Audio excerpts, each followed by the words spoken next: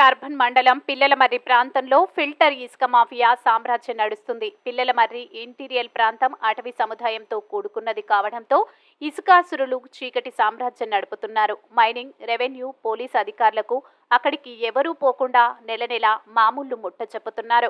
అందుచేత పిల్లలమర్రి చుట్టూ కొందరు ఇసుకాసురులు, ఇటుక బట్టీల వ్యాపారస్తులు వాళ్ల చట్టాలను ఉల్లంఘిస్తూ ఇటుక బట్టీలు, ఫిల్టర్ ఇసుక తయారీ కేంద్రాలు ఏర్పాటు చేసుకున్నారు. ఎక్కడ చూసినా మట్టిని తవ్వి ఫిల్టర్ ఇసుక తయారు చేసి డంపులుగా చేసి విక్రయిస్తున్నారు.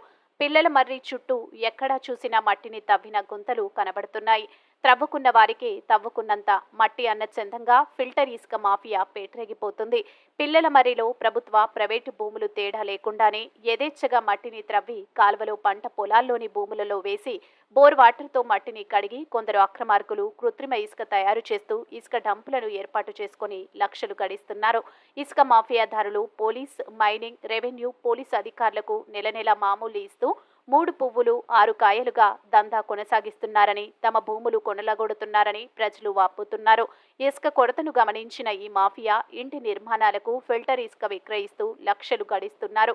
పిల్లలమర్రిలో ఈ మాఫియాదారులు ప్రభుత్వం భూములను, ప్రైవేటు భూములను కొల్లగొడుతూ చీకటి సామ్రాజ్యం ఏర్పరచుకున్నారు. రెవెన్యూ అధికారులను చేతుల్లో పెట్టుకుని ఈ అక్రమ ఇసుక వ్యాపారం చేస్తూ చీకటి సామ్రాజ్యాలకు రాజులుగా వ్యవహరిస్తున్నారు. అక్రమార్కులు ఇంత బాహాటంగా ఫిల్టర్ తయారు చేసి విక్రయిస్తున్న చర్యలు తీసుకోవాల్సిన అధికారులు మాత్రం నిమ్మకు నీరెత్తినట్టు వ్యవహరిస్తున్నారని పలువురు విమర్శిస్తున్నారు.